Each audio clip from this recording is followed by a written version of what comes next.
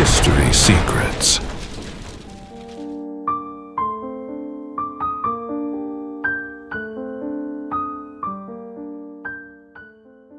Meritocracy seems fair, but maybe it never was. And that's the hardest part to accept. Because throughout life, we are taught to believe the opposite. That talent, effort, and dedication determine success. That the best rise to the top. And that the system rewards those who deserve it. But what if this logic is incomplete? Or worse, distorted? To understand this, we need to go back in time. Long before modern universities. Long before rankings. Long before the idea of the best student. In the 17th century, in England, there was a conflict. It wasn't just political. It was spiritual. On one side, the king. On the other, groups who believed something radical. That the individual could access God directly, without intermediaries, without the church, without central authority. These groups became known as dissenters. And to resolve the conflict, a simple solution emerged. Send them away, to a distant place, a new territory, America. And that's where it all began. These groups carried a fundamental belief. To understand God, one had to read, interpret, study. Education wasn't just important. It was sacred, a spiritual duty. And it was from this need that Harvard emerged, not as a modern university, but as a religious center, a place to train ministers, people capable of interpreting the Bible and conveying its message. Over time, other institutions emerged. Yale, Princeton, and together they formed what we now know as the Ivy League. But something changed over the centuries. As the United States grew, it became less religious, and these institutions changed as well. They stopped being centers of spiritual formation and became social clubs, spaces where the elite gathered, where children of wealthy families built connections, formed alliances, and consolidated power. Learning was not the priority. Belonging was. Meanwhile, another system was growing in parallel. Public universities, created to train professionals, engineers, farmers, military personnel, people who would drive the economy. This model was functional, and for a long time, it worked well. Each type of institution had its role. But then something began to change.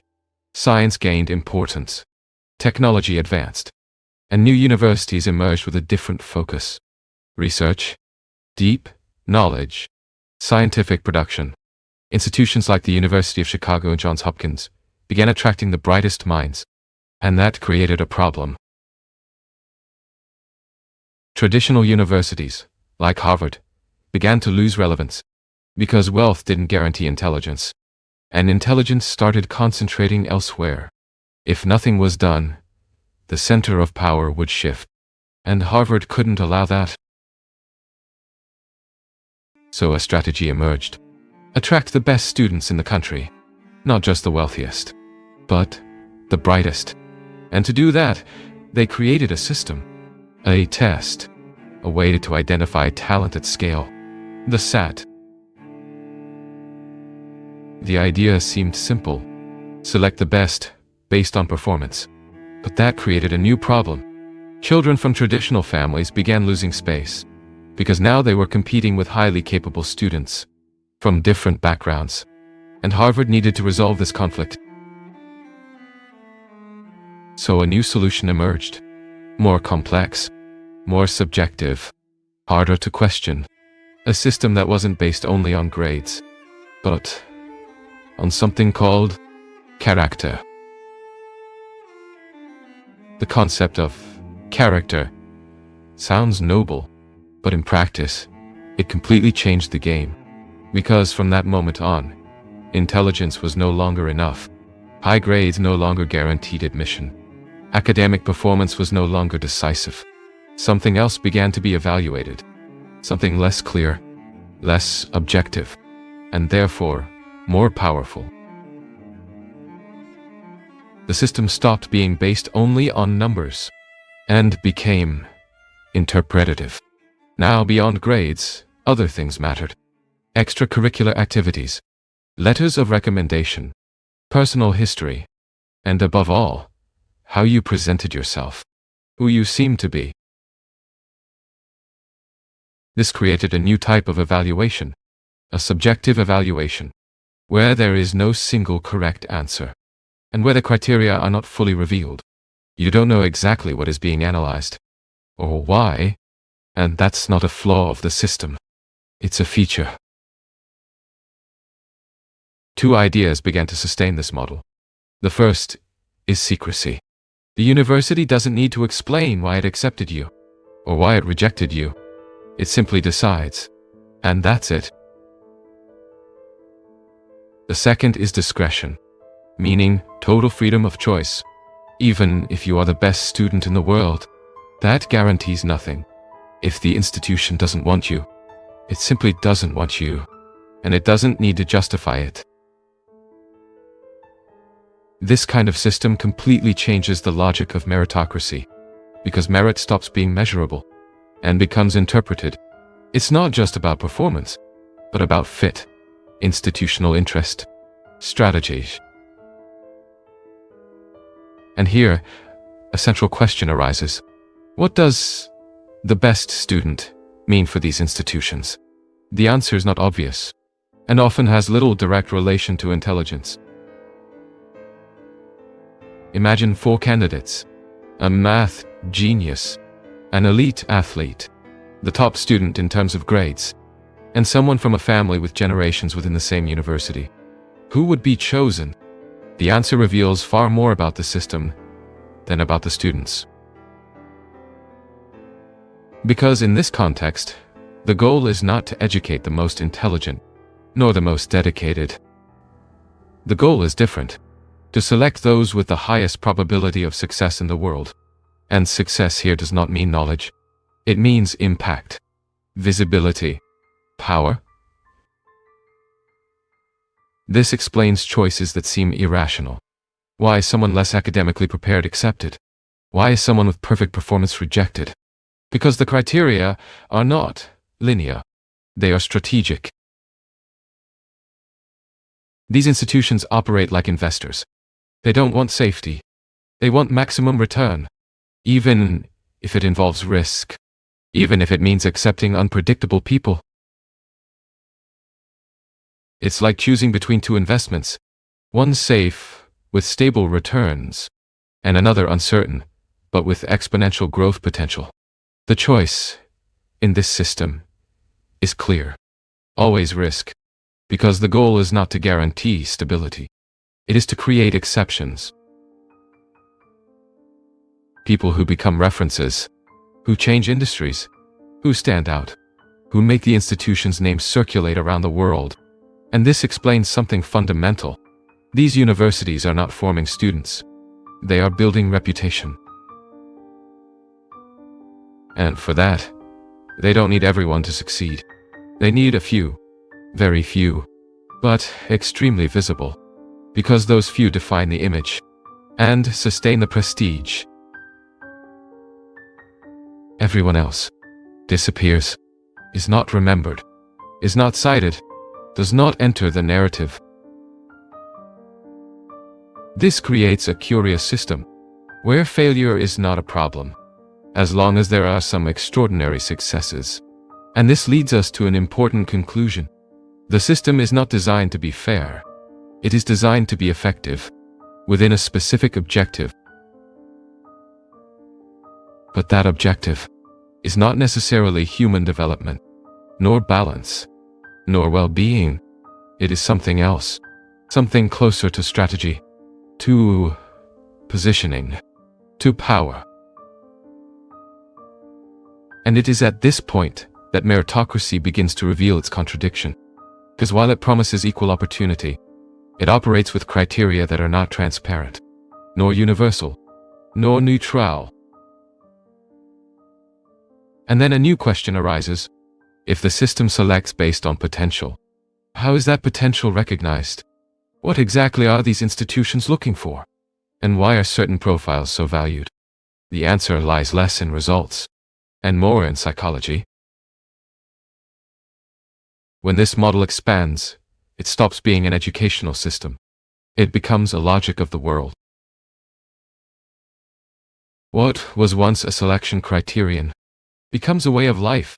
The same characteristics valued in universities begin to be required everywhere.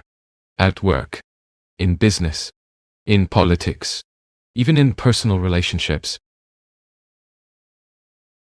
The idea of meritocracy strengthens, but not as a simple principle, rather as a complex structure that rewards not only talent, but psychological intensity. And this creates a distortion, because the system is not just rewarding those who are capable, it is rewarding those who endure more pressure, who tolerate more insecurity, who keep going even when they should stop. These people rise, take leadership positions, make decisions, define directions, and without realizing it, they reproduce the same pattern that formed them. The world begins to reflect this logic. Increasingly competitive environments, ever higher expectations, and a constant feeling of insufficiency. Nothing ever seems enough. Never, because there is always someone better, faster, more productive, more successful. This generates a permanent tension, a kind of structural anxiety that does not depend on a specific situation, but on the system as a whole. And then, something deeper happens. Human value begins to be conditioned, not by who the person is, but by what they produce, what they achieve, what they demonstrate. This affects how people see themselves, and also how they see others. Relationships become influenced by performance. Comparisons become inevitable, and rest starts to feel like a mistake. Because within this logic, stopping means losing ground, and losing ground means losing value. This is the point where the system stops being merely selective and becomes formative.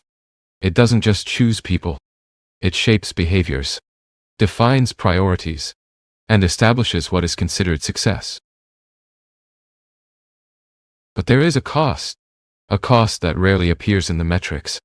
It's not in rankings, nor in salaries, nor in statistics. It is in the internal experience, in the feeling of never being enough, in the difficulty of feeling satisfaction, in the constant need to prove something, even when there is nothing left to prove. And this raises a fundamental question. If the system generates extraordinary results, but also generates silent suffering, is it really working? Or does it only appear to work? Perhaps the problem is not the idea of merit, but the way it has been structured, the way it has been amplified, and the kind of behavior it has come to reward. Because over time, meritocracy stopped being just a principle and became a mechanism that selects, that shapes, and that replicates itself. And in doing so, it creates a cycle that is hard to break. Parents raise children within this logic. Schools reinforce it. Universities intensify it. And the world absorbs it. So the final question is not simple. It's not about rejecting or accepting the system, but about understanding it, seeing how it operates, and recognizing its consequences. Because in the end, we are not just forming successful people. We are defining the kind of humanity we want to build. Each historical discovery reveals new clues, but also raises new questions. Because when it comes to the past, there is always something we still do not understand. Because some secrets of history are still waiting to be revealed.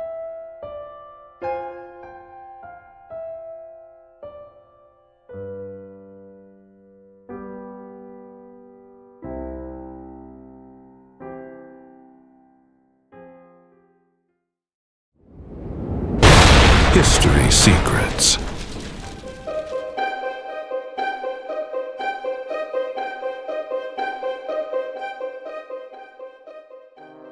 There is a silent form of power that few people notice. It is not based on justice, nor on pure merit. It operates like an investment. And when you understand this, everything changes.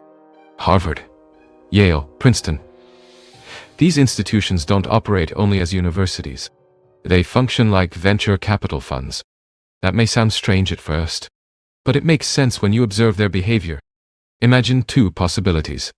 The first is safe, predictable, low risk, stable return. The second is uncertain, chaotic. It may fail completely, or explode into something massive. Which would you choose? That is exactly the logic that guides these universities. They are not interested only in good students. They are interested in bets, people who might fail, but who, if they succeed, change the world, and by doing so, elevate the name of the institution. It's not just about training professionals. It's about building symbols. Because in the end, no one remembers the hundreds of stable students. People remember the few who become extraordinary. That is the foundation of the game. And that's why the system seems so strange when seen from the outside. It does not seek balance. It seeks impact. To understand this more clearly, it is necessary to observe how these decisions are made, not only with numbers, but with a reading of potential. And potential in this context does not mean stability. It means intensity. Take a concrete example. A student with good grades, proper behavior, a clean trajectory. He is reliable, but he is not necessarily interesting. Now imagine someone different. Someone who does not have the best record, who did not come from the best schools, but who demonstrates something harder to measure. Urgency, internal pressure, a feeling that they must win at any cost. This type of profile draws attention, not because it is safe, but because it is unpredictable. And unpredictability in this system is synonymous with possibility. When an evaluator looks at an application, they are not just analyzing data. They are trying to answer a silent question. Can this person become someone impossible to ignore? And for that, there are signals, not always obvious. Sometimes they come from life history. A student who grew up in difficult conditions, who had to constantly adapt, who faced rejection, who had to fight for every small step forward. This type of trajectory reveals something fundamental: resilience. But not only that, it also reveals an inner restlessness, an inability to accept imposed limits.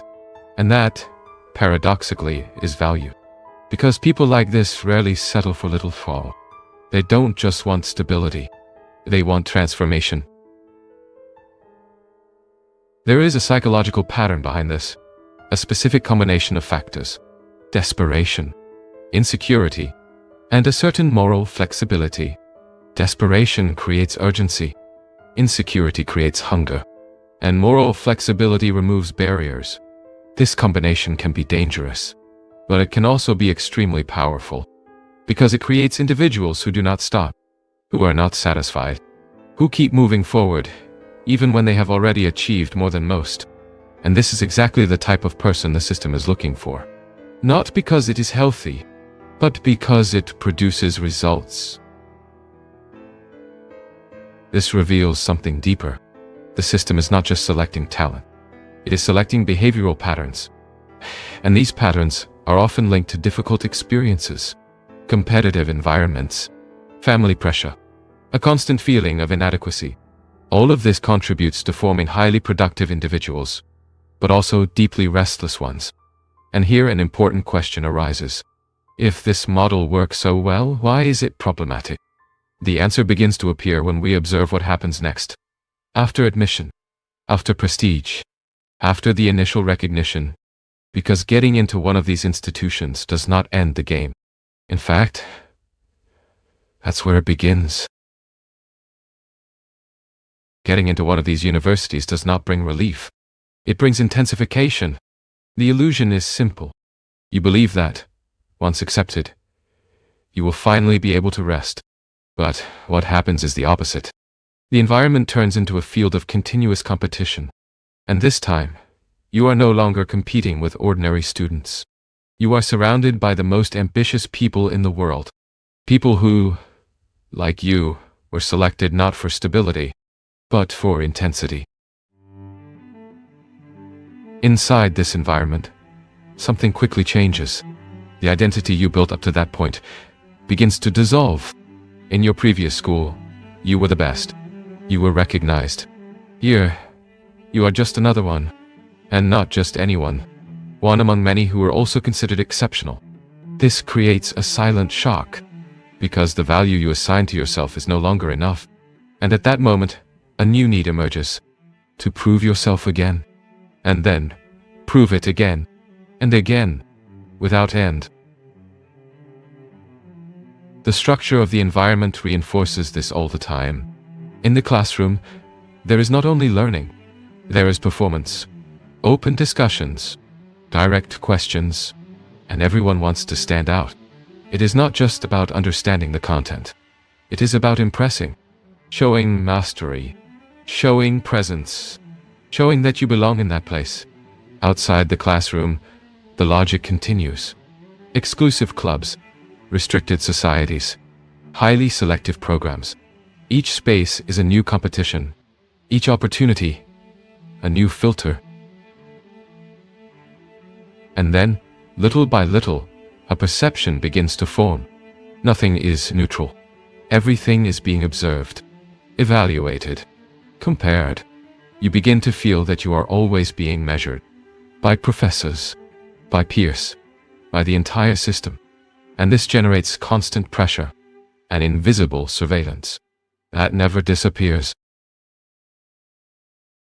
This type of environment does not just select competitive people. It amplifies that trait. It turns ambition into necessity, and necessity into survival. Because within this logic, stopping means losing, and losing means disappearing. This creates a specific mindset. The world begins to be seen as a zero-sum game. If someone wins, someone loses. And in this game there is no room for neutrality. Either you move forward, or you fall behind. Over time, this leaves deep marks. Even outside the university, even years later, the feeling that you must constantly achieve does not disappear. It becomes part of your identity. You do not work just to live better. You work to feel sufficient. But that feeling is never complete. Because there is always someone ahead. There is always a next level. There is always something not yet achieved. This is the central paradox. The system produces extremely successful people, but at the same time, deeply dissatisfied ones. Because the criterion of value is never internal. It is always comparative, always external, always in motion. And this creates a cycle that never ends. Achieve, compare, feel insufficient, and start again. But this logic does not begin at the university. It begins much earlier, in high school, in the way performance is evaluated, in how success is defined, and, above all, in how children are prepared for this system. Because to survive in this environment, you need to have been shaped for it. Before the university, there is an invisible process, a type of preparation that does not appear in curricula, but that defines who is able to move forward. This process begins in formation, in how a person learns to see themselves in the world, and, above all, in how they learn to seek value. There are, essentially, two paths, two models of formation. The first is based on emotional stability. Parents say, "You are important regardless of what you do." There is constant support, security. The child grows up knowing they have value, even when they fail, even when they do not win. This type of formation creates balanced individuals, capable of living with satisfaction, but rarely obsessed. The second path is different, more subtle, and more common than it seems. Affection does not disappear completely, but it becomes conditional. It depends on performance, results, external recognition. The message is not said directly, but it is felt. You will be valued when you prove you deserve it, and that changes everything. In this environment, the child learns something specific. Value is not something you have. It is something you must earn, and more importantly, maintain. This creates a particular type of motivation, a motivation that does not come from interest, nor from curiosity, but from necessity, the need to be accepted, to be recognized, not to be left behind. This type of formation may seem harsh, but it produces results. Some children do not just adapt, they thrive. They turn this pressure into drive. They turn insecurity into energy, and they begin to compete from an early age for grades, for positions, for approval. Over time, this pattern intensifies. High school stops being just a place of learning and becomes a selection system. Each test is a filter, each activity a differentiator, each decision a strategy, and the student learns to position themselves, to choose activities not for their meaning, but for their impact. This process shapes something deeper, the way a person interprets the world. They begin to see everything as a hierarchy. Everything is comparison. Everything is competition. And in this context, resting feels dangerous, because stopping may mean losing position, and losing position may mean losing value. So when this person arrives at university, they are already prepared, not to learn, but to compete. They understand the rules, even if they were never clearly explained. And, more importantly, they accept these rules as if they were natural.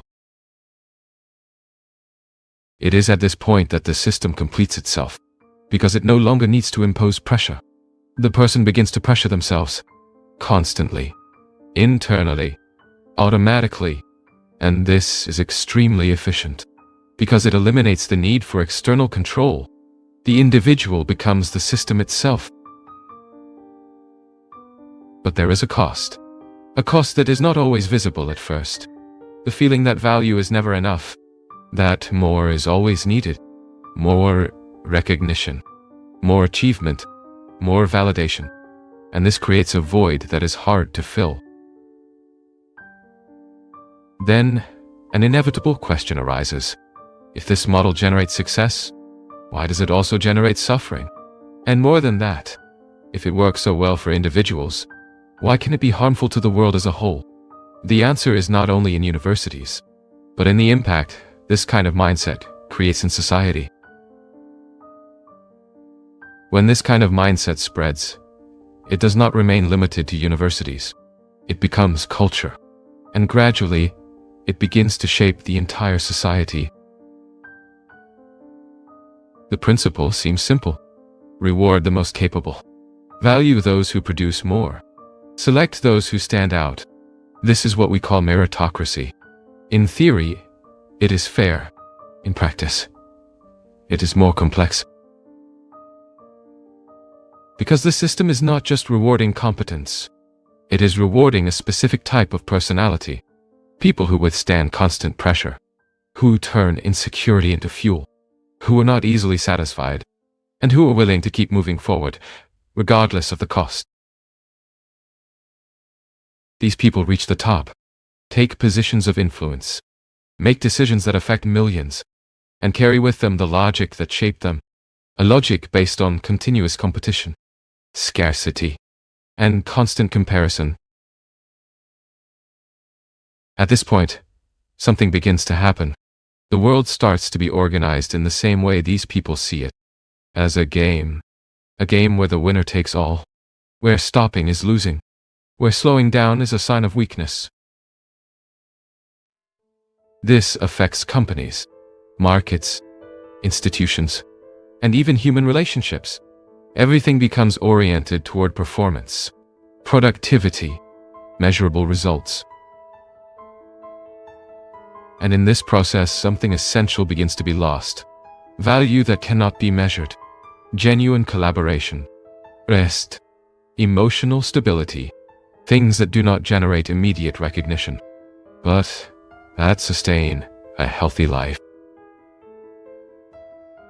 The problem is not only in competition, but in the absence of limits. When everything becomes competition, nothing is ever enough. There is always a next level. There is always someone ahead. There is always something not yet achieved. This creates a restless society, productive, but exhausted, capable of generating innovation at scale, but also incapable of stopping, of reflecting, of feeling satisfied. And here, a critical point emerges. The system does not just select people shaped by pressure. It begins to reproduce that pressure.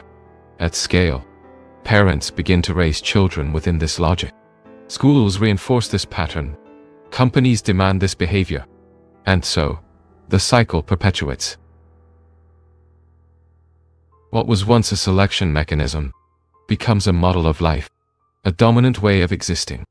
And in this model, human value is constantly conditioned by performance, by recognition, by position. This raises an inevitable reflection. If the system produces success, but at the same time produces anxiety, insecurity, and dissatisfaction, what is the true cost? And more importantly, is this cost being recognized? Or is it being ignored? Because the results seem too good to question? Perhaps the central point is not to reject the system, but to understand it, to see how it works, what kind of people it favors, and what kind of world it is building. Because in the end, the question is not only who wins, but what kind of life we are creating by trying to win. Throughout history, civilizations have risen, disappeared, and left clues scattered through time. Some of these clues have been discovered, others are still waiting to be revealed. And in the next documentary, we will explore one of these mysteries. This is Historiae Secrets. Subscribe and continue exploring history with us. Because some secrets of history are still waiting to be revealed.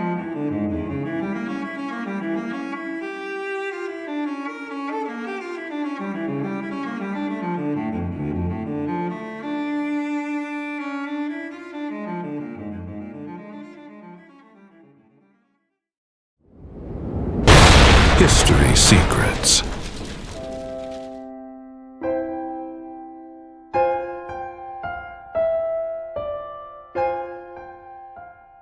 One of the most intense debates in modern history revolves around two apparently opposing ideologies: capitalism and communism. For much of the 20th century, these two ideas were presented as absolute enemies. But some analysts suggest a provocative hypothesis. What if this opposition is, in part, a false dialectic? A false dialectic occurs when two positions appear to be opposites, but in practice, they end up serving the same objectives. According to this interpretation, capitalism and communism may be more similar than is generally imagined. The central idea of this hypothesis is simple. Communism would not have emerged only as an enemy of capitalism, but possibly also as an instrument to destroy other systems considered more dangerous to capital. What would those systems be? Some analysts point to four major historical rivals: monarchy, theocracy, nationalism, and even certain aspects of popular democracy. Let us begin with monarchy. In many traditional monarchical systems, political power was concentrated in the figure of the king, and kings often made economic decisions that went against the interests of major accumulators of capital. For example, upon taking power, some monarchs cancelled debts, others redistributed land. These decisions could drastically reduce the influence of economic elites. For this reason, monarchy was not always a natural ally of financial capital. At various moments in history, kings limited the extreme concentration of wealth, and that represented a threat to systems based exclusively on the accumulation of capital. Another system often mentioned is theocracy. In many religious traditions, excessive accumulation of wealth is viewed with suspicion. Various religions value humility, charity, and detachment from material possessions. When religious institutions possess strong political influence, they can limit economic practices considered unjust or morally problematic. In some older European societies, spiritual values carried more weight than the pursuit of wealth. The third element of this analysis is nationalism. Nationalism emphasizes loyalty to the nation, the people, and the territory. But capital, by its nature, seeks mobility. It crosses borders in search of investment opportunities. For global investors, national barriers can represent limitations, because economic interests often operate on an international scale. In this context, ideologies that encourage global identity may facilitate the circulation of capital. The fourth element is more surprising: democracy, especially democracy based on broad popular participation. When large populations possess direct political power, they can demand redistribution of wealth. Progressive taxation, social programs, economic regulations. In other words, strong democracies can pressure economic elites to share resources. For this reason, some analyses suggest that purely capitalist systems are not always comfortable with highly participatory democracies. Within this controversial interpretation, communism would have played an unexpected role. Instead of destroying capitalism, it would have helped eliminate some of these rival structures. For example, communist regimes abolished monarchies. They replaced them with single-party systems, centralized structures that concentrated political power. They also fought religious institutions aggressively. Karl Marx described religion as the opium of the people, an idea that influenced many communist regimes to restrict religious practices. In addition, international communism defended the global unity of workers. The famous phrase, "Workers of the world, unite," reflected an internationalist vision. This reduced the importance of traditional national identities. Another controversial point involves democracy itself. Some communist models argued that the people did not possess sufficient political consciousness. Therefore, a revolutionary vanguard should guide society. In practice, this led to the creation of dominant parties that concentrated political power. If we observe these four elements together, a provocative hypothesis emerges. Capitalism and communism may have shared some structural enemies, and at certain historical moments, both contributed to weakening them. This does not necessarily mean that there was a conscious conspiracy, but it suggests that different ideologies can produce similar effects under certain circumstances.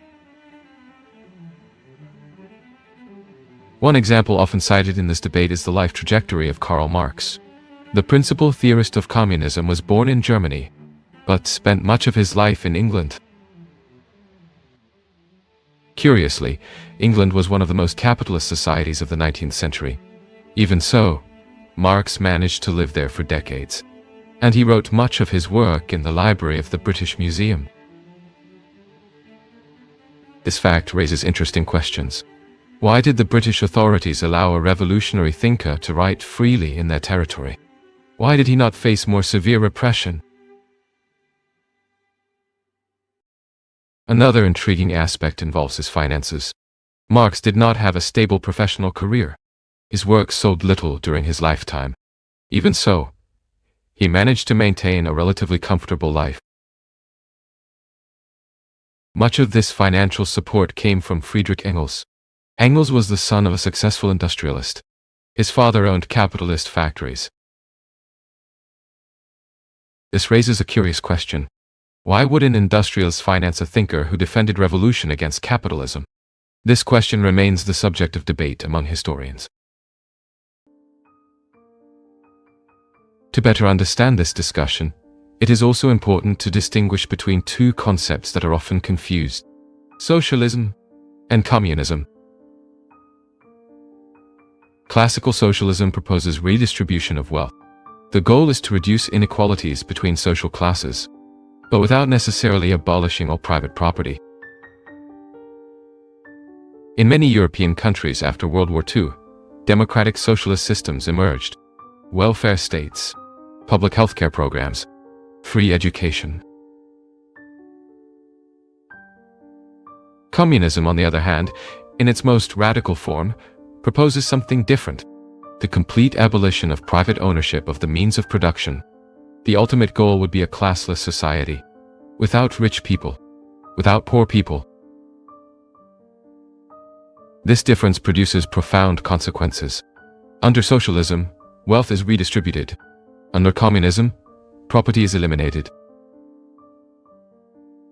This completely alters the balance among social classes: the middle class, the rich, and workers.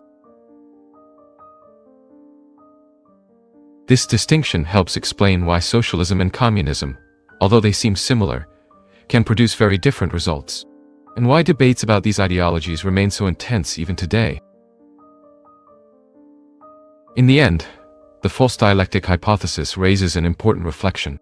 Perhaps the history of ideologies is more complex than simple battles between clear enemies. Sometimes systems that appear to be opposites can coexist, can influence one another, and can even produce unexpectedly similar results. If this interpretation is correct, it invites us to look at history more carefully, not only by observing visible conflicts, but also by analyzing the deep structures that shape power in the modern world. To better understand this discussion, it is important to observe how each of these ideologies interprets the evolution of society.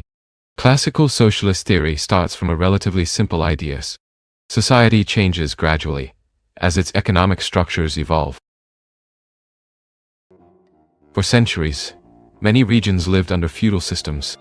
In those systems, land was the main source of wealth.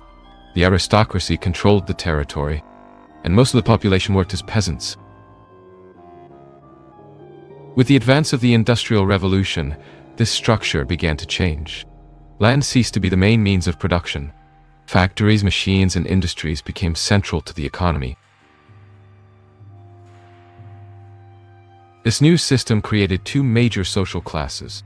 On one side, the capitalists, owners of factories, equipment, and financial capital. On the other side, the workers, people who depended on selling their labor in order to survive. According to many socialist thinkers, this system would inevitably produce tensions, because capital tends to concentrate over time. Larger companies absorb smaller companies. Markets consolidate.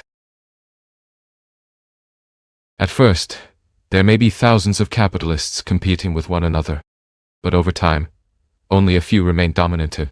This process creates ever greater inequalities. Meanwhile, the working class grows, and with urban and industrial growth, workers begin to organize. Unions emerge. Political movements gain strength. In democratic systems, these workers can use the vote to promote change. They can demand labor rights. They can demand better wages. They can demand redistribution of wealth. It is at this point that the concept of democratic socialism emerges, a system in which public policies seek to reduce social inequalities. Welfare programs, public education, universal healthcare. After World War II, many European countries adopted models close to this idea. They did not abandon capitalism, but they created robust systems of social protection. This model produced decades of stability and economic growth. Many people came to believe that this path represented a natural evolution of industrial society. However, Karl Marx had a different view. For Marx, this gradual process would not be enough. He believed that the capitalist system possessed powerful mechanisms of self-preservation. According to Marx, economic elites control fundamental institutions, schools, media, culture, These institutions would shape the way people understand the world. He called this phenomenon false consciousness, a situation in which workers do not fully perceive their own interests, because their ideas have been shaped by the existing structures of power. Within this logic, gradual transformation would be almost impossible, because elites would always find ways to preserve their privileges. For that reason, Marx defended something more radical, a revolution, an abrupt break with the existing system. This revolution would destroy the structures that sustain capitalism, private ownership of the means of production, class hierarchies, institutions that reinforce inequalities. But for this revolution to occur, Marx believed a process of consciousness raising would be necessary. Workers would need to realize that they are part of the same class, a global class. This idea led to the concept of proletarian internationalism, the notion that workers from different countries share the same interests and should unite beyond national borders. This view contrasted sharply with traditional nationalism, which emphasizes loyalty to the nation, culture, and historical identity. For Marx, those identities could distract workers from the real struggle between social classes. At this point, the fundamental difference between socialism and communism emerges. Socialism seeks to redistribute wealth. It accepts that some forms of private property may continue to exist. Communism, by contrast, seeks to completely eliminate private ownership of the means of production. The entire economy would be organized collectively. In theory, this would lead to a classless society. But this transformation would have profound consequences. Without private property, both the rich and the middle class would lose economic status. This would create new tensions, because classes that previously possessed privileges could resist this new system. In practice, many communist regimes faced exactly this type of conflict. This difference explains why socialism and communism, despite sharing some ideas, produce very different political structures. One seeks to reform the system. The other seeks to replace it completely. Returning to the false dialectic hypothesis, some analysts observe something curious. When communist revolutions occur, they often destroy traditional institutions, religion, aristocracy, ancient national identities. But after decades of transformation, many of these societies end up reintroducing capitalist elements. China is often cited as an example. After intense periods of ideological revolution, the country adopted economic reforms that opened space for markets and private investment. Today, the Chinese economy is one of the most dynamic on the planet, combining centralized political structures with highly competitive economic practices. This type of evolution raises once again the original question: are communism and capitalism really absolute opposites? Or is it possible that, in certain historical contexts, they end up interacting in unexpected ways? Perhaps the answer is more complex than any isolated theory can explain. Ideologies rarely remain pure over time. They transform. They adapt. They mix with other ideas. And so, the political history of the modern world continues to evolve. Between economic systems, between structures of power, and between different visions of the future of human society.